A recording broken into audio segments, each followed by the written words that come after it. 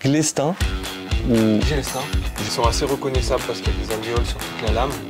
donner aux clients le plus de marques possible. Il faisait Ouais, ok.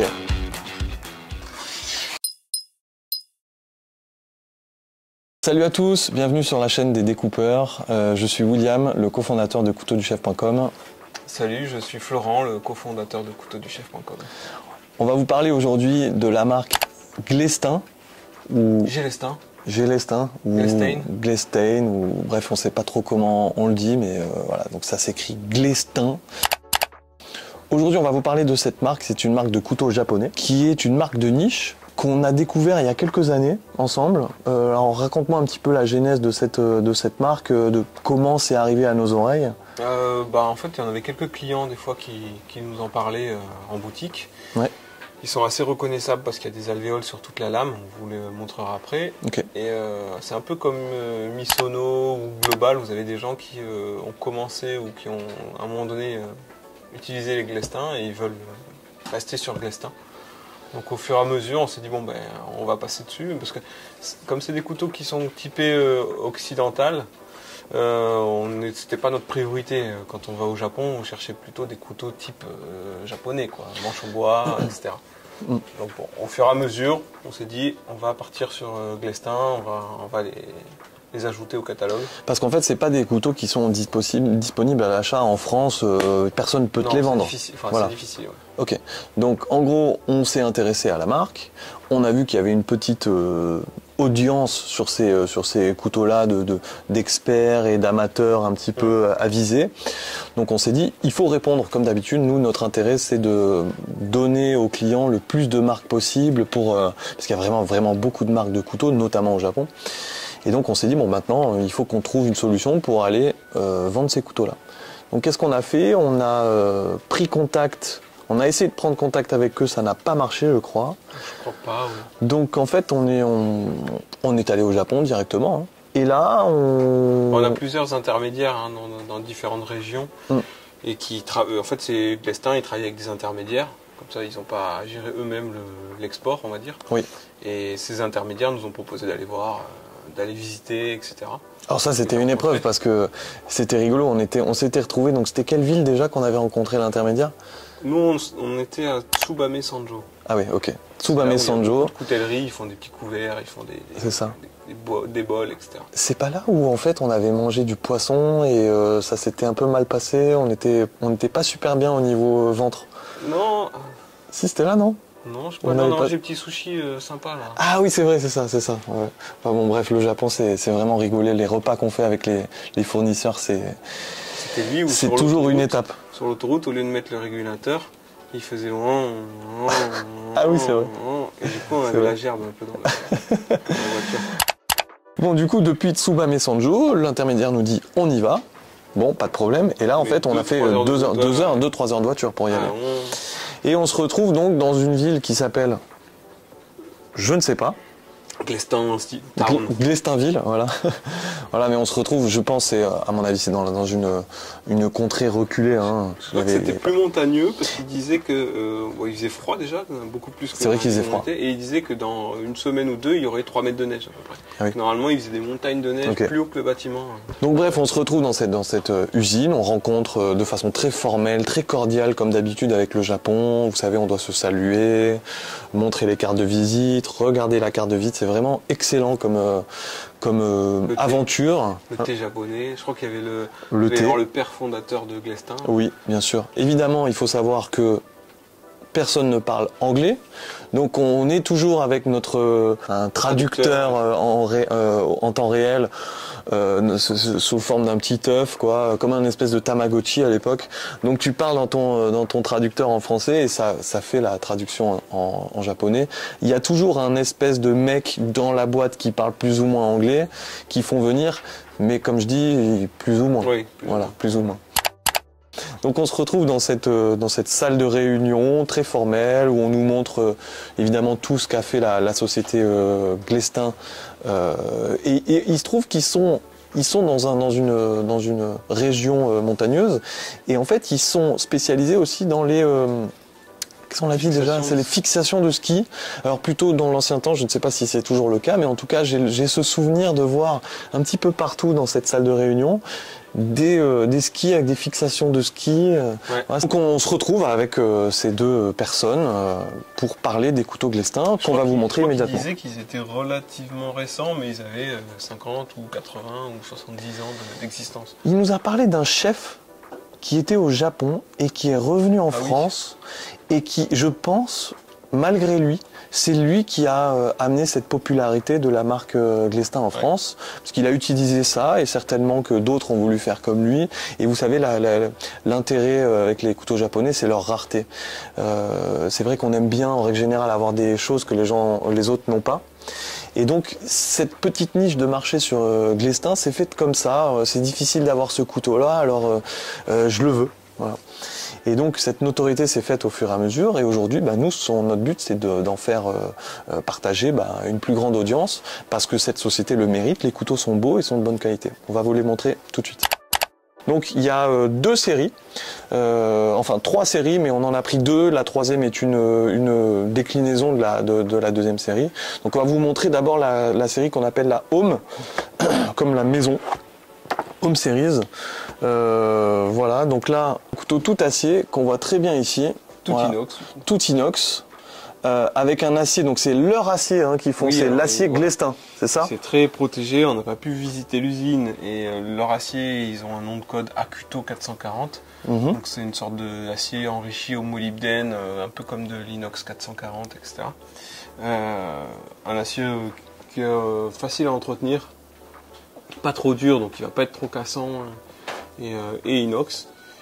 Et après, il y a un manche inox, il y a une soudure entre le manche et la lame. Ok. Alors la particularité de cette lame qu'on n'a pas chez les autres, c'est quoi, Flo? Alors eux, il y a le visuel, il y a déjà les alvéoles qu'il y a sur toute la lame. Donc on voit bien les alvéoles qui sont en bas, mais aussi en haut. Et ça, on le voit jamais ailleurs. Et pas de l'autre côté. Et par contre, on les voit pas de l'autre côté. Il n'y a qu'un côté. Et après, ils ont un tranchant un petit peu... c'est du bilatéral, mais quand même, on dirait du 70-30, quoi. D'accord, ok. Ah, donc c'est pas égal, non. Ok. Donc ça va être plus utile pour les droitiers, ou il y a une... Je suis pas sûr que ça se sente, mais on voit quand même que là, côté droit, où il y a les alvéoles, c'est beaucoup plus arrondi. Du côté gauche, on aurait dit limite un unilatéral. Ok. Alors ce couteau-là, pour information, c'est le 817 TM. Celui-là, il sort sur couteauduchef.com. Aujourd'hui, en 2024, je parle.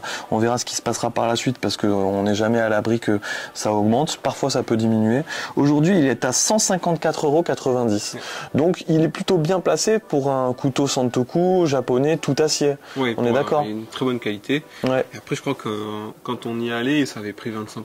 Ah ouais, d'accord. Est-ce que tu peux nous faire une petite découpe en live? Tous les Glestin, ils sont livrés avec un étui comme ça. Ah, donc ça, tu le gardes. Ah oui, c'est rigide, ouais. C'est de bonne qualité, donc vous pouvez le garder dans le tiroir facilement. Il n'y a rien à faire. C'est juste à le tenir. Ok, ouais, bon, c'est un super couteau, d'accord. Très bon produit. Donc là, la gamme est assez longue. On vous a montré le Santoku. Là, on vous a préparé plusieurs autres couteaux pour vous les montrer. L'idée, c'est juste de vous les montrer les différentes formes. Un filet de sol, c'est flexible ou pas? Ouais, flexible. Un petit peu. Donc, joli couteau à filet de sol. C'est quoi? C'est un 15 ou un 17 peut-être? Ou un 18. C'est un 18. Voilà. Donc avec les alvéoles tout jusqu'au bout de la lame, pareil.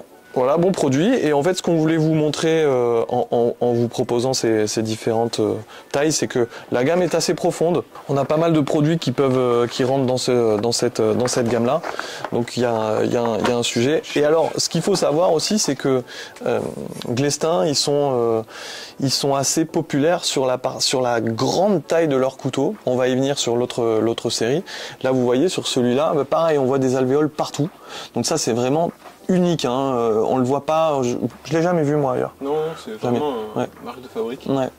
On les a bien que d'un côté. Et ça, c'est un chef 21. Chef 21. Le chef 21, lui, il est à 174,90 €. Voilà, sur couteauduchef.com aujourd'hui.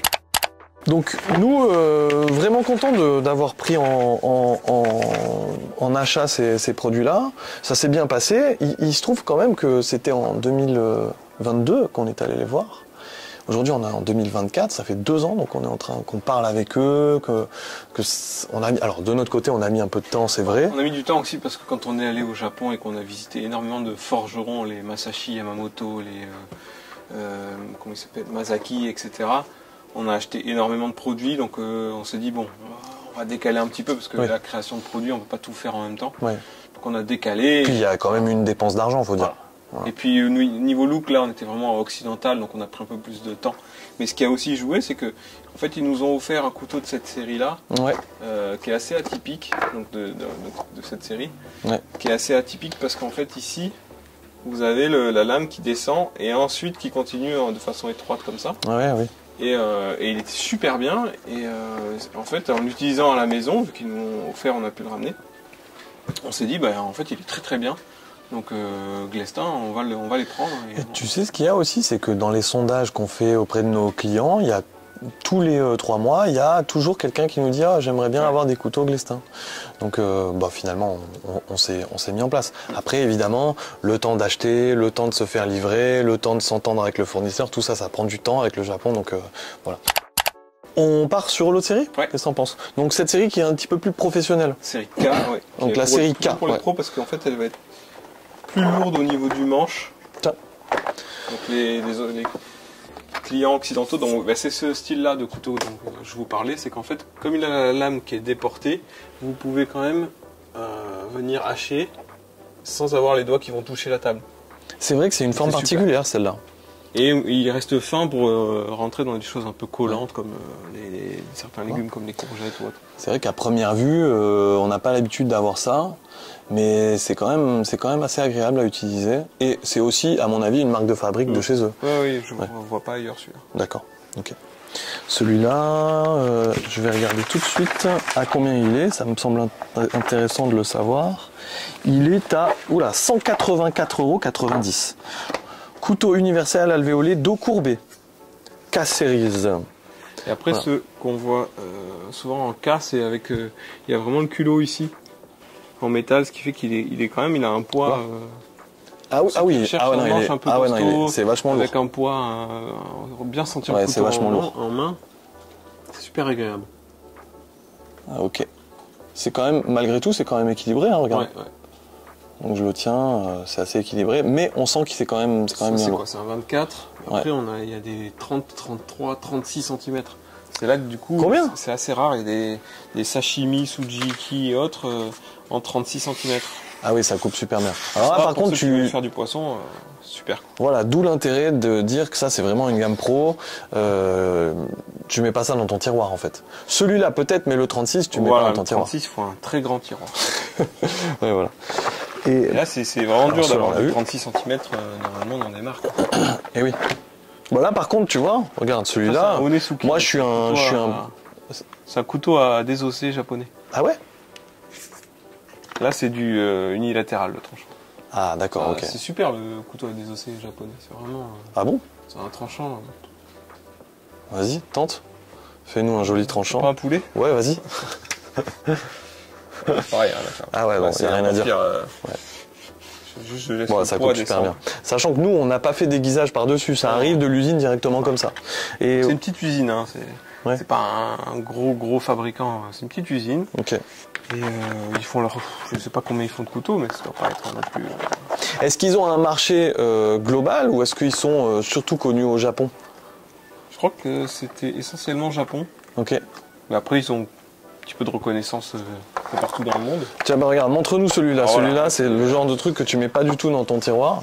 Pour les très grosses courgettes. Ok. Donc c'est un chef 30. Waouh. Pour qu'il rentre, faut pas que je l'approche trop.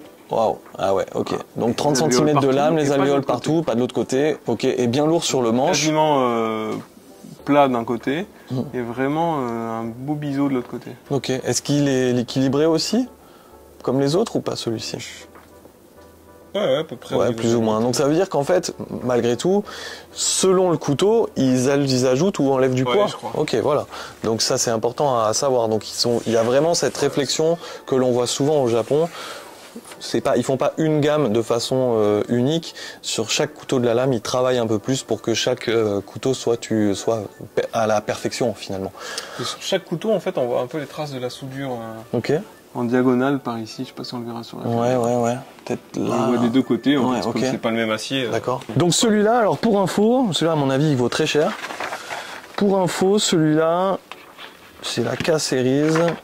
30 cm, il est à 349,90 €. Franchement, on a l'impression que c'est cher, mais par rapport à la taille de l'acier et surtout la concurrence sur ce produit-là, finalement, c'est pas si cher que ça. Misono en 30 cm, ça vaut 450 ou 500 Ouais. €. Parce que j'allais dire, c'est qui les concurrents de cette marque en fait? Là, ça va être Misono. Dans une moindre mesure, Mac aussi. Global sur la tout aussi. acier. Ouais. Ok, global. C'est ce genre d'univers, un peu couteau style occidentaux avec un acier facile à entretenir, D'accord. bien aiguisé, etc. Donc... Après, donc il y a la gamme So Series qui est une déclinaison de la gamme Pro. Voilà, qui est donc c'est sur des couteaux de type avec des manches un peu plus facile, oui. Plus facile et différent quoi. Voilà, donc on en a pris 2 ou 3.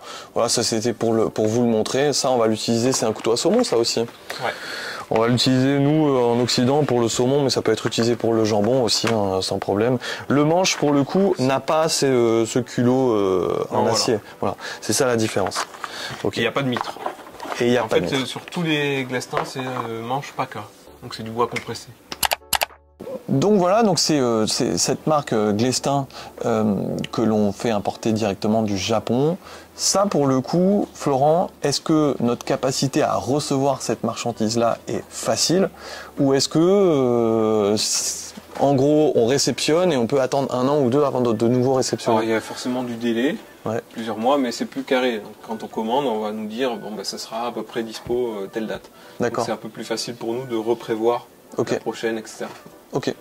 Bon, bah écoute, c'est bien. Je pense que c'est un bon produit. C'est une nouvelle gamme dans notre catalogue qui vient se rajouter à notre ribambelle de couteaux japonais qu'on a plaisir à vous montrer en vidéo et à vous proposer sur notre site. On va continuer de le faire dans le futur. C'est pas fini. Il y a plein d'autres choses à faire. Des forgerons, des grosses marques, des marques un petit peu plus discrètes. Mais il y a plein de choses qu'on est en train de vous préparer. Donc restez bien sur le site et on se dit à bientôt. Merci beaucoup. Likez, n'oubliez pas de liker. Et commenter. À bientôt. Ciao, ciao. Ciao tout le monde.